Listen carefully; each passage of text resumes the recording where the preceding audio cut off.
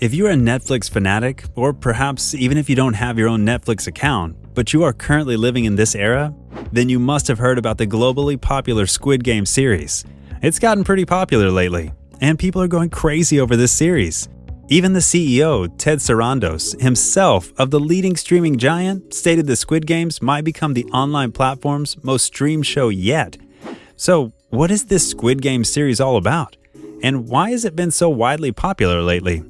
And are there some shocking fun facts you as a fan still don't know about? We are sure there are plenty, and in this video, we will be giving you some. But before anything else, make sure to hit that subscribe button and smash that notification bell first for more updates like this. Now, let the games begin. What if winning playground games could make you rich? But the catch is, if you win, you go home with the prize. If you lose, you will die. Everywhere you look on social media, may it be on Facebook, Instagram, Twitter, or YouTube, there's a 50% chance that you'll come across memes, articles, or any postings about Squid Game. And if you've watched it already, then prepare to see a ton of Squid Game-related posts in the coming days or weeks. Its success won't come as a surprise to a generation of viewers who got hooked on dystopian series. The #1 show on Netflix as of today is a South Korean series with an odd name, Squid Game. Released on September 15th, Squid Game is a 9-episode series about a world where children's games turn deadly and where money is your only drive to live. Squid Game's backdrop is South Korea's present day, very real wealth inequality. Squid Game is the first South Korean drama to hit the #1 spot on Netflix, reaching that milestone just 4 days after its release. It is crazy and quite terribly physical, but it's also addictive and bingeable. Squid Game has gone viral across the world and online by morphing childhood games popular before the digital era, such as red light, green light, into deadly survival challenges with billions of dollars as a prize for the last player standing. Yes, the games are terrifying, but how much worse are they than the half-lives of those living in interminable debt? Squid Game focuses on a desperately indebted group of people in South Korea. They're first tricked into a deadly tournament of children's games, but then many of them volunteer to come back, realizing the games may be their only chance to win the money they need to survive. Big bucks are at stake, 45 billion South Korean won or 38 million US dollars. But the odds of survival aren't good. Think the Hunger Games, only featuring contests such as red light, green light, and marbles.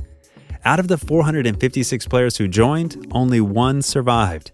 And what happened to the other 455? Well, they were eliminated. If you understood the pun, then you're definitely a fan. You'll get some Hunger Games flashbacks watching Squid Game, but Squid Game doesn't feel like a copycat. It's a well-done horror drama series that not only gave us the creeps, the thrill, the heartbreak, but most importantly, taught us that the most important thing in life is not money.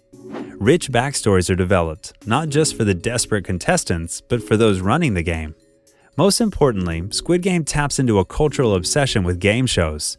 The players are being watched, but the viewer is only one step removed, and it's impossible not to put yourselves in their shoes. An episode of Backstories makes it clear that anyone can fall into debt through bad luck, while the visuals are full of familiar touchstones.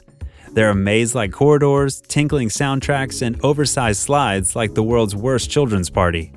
Within this world, writer and director Hwang Dong-hyuk sets up compelling dilemmas. Would you betray your friend to escape death? And lets them play out in agonizing stretches. And also, the colorful children theme aesthetics make the entire show all the more disturbing. So, what details do you think you still don't know about? Here are some of the shocking facts about the latest sensation, Squid Game. #1. Believe it or not, the actors played the game with real, large-scale sets. All of the show's stars, from Lee Jung-jae, Park Hae-soo, and Jung Ho-young, had fun running through the set and even picked their favorites. Lee, who plays problematic Ji-hun, who went through business failure, divorce, and gambling issues, loved the first game set. Park also feels the same. He says he plays Sang-woo, head of an investment team at a securities company, and Ji-hun's childhood friend. Eo Sung-tae plays gangster Deok-soo, a role he said he's used to playing in other films. He's reunited with Hwang after they worked on the epic historical film The Fortress in 2017. He also revealed that there are a lot of hidden details in the sets. #2. It is Korea's top model contestant Jung Ho-yeon's acting debut. Vogue called Young as Korea's top model. which eventually prompted the statuesque elite model talent to join the namesake reality model search in 2013. She ended up second to the winner, Shin Yeon-ji. Jeong auditioned for the role of pickpocket Se Byuk, who lived a tough life after defecting from North Korea. She was in New York preparing for a fashion week. She flew straight to Korea from New York for the Squid Game auditions. I auditioned a lot of actresses for the role, but I wasn't able to find a perfect fit. I was able to watch her audition tape and I felt right away that she was perfect for the role of Se Byuk, due to her tone, glare, and aura, shared the director. Number 3. Out of all the cast members, only Wee Ha-young, who plays the police, is willing to bet on his life. He might play Jung-ho, the cop who infiltrated the game, and is the only one who would give the game a chance in real life. All the other actors say they would not even think about joining and that life is not all about money. The director himself revealed that he wrote Squid Game at a time when he was in debt and even wished he had a chance upon a similar game at that time. Number 4. The cast is in it because of director Hwang Dong-hyuk. The way the cast spoke of Hwang as a virtual presser was like a kid who met his teen idol. Hwang often writes and directs his own material, from his debut full feature, the family drama based on a true event My Father in 2007, to Silenced, The Fortress, and the fantasy romantic comedy Miss Granny. Hwang was also able to demonstrate his range as a screenplay writer, director, and producer. Number 5. Squid Game is a masterpiece that took inspiration not too far from reality. When writer and director Hwang Dong-hyuk set out to create the dark and bizarre thriller Squid Game, he didn't look too far from reality for inspiration. I wanted to write a story that was an allegory or fable about modern capitalist society, something that depicts an extreme competition, somewhat like the extreme competition of life, he said. The result was the premise of his show, top-ranking Netflix series, a twisted underground program where people with staggering debt are recruited and volunteered to play simple games at life or death stakes for the chance at ridiculous amounts of money. As players claw their way through the competition, the game offers a twisted, unnerving look at human nature.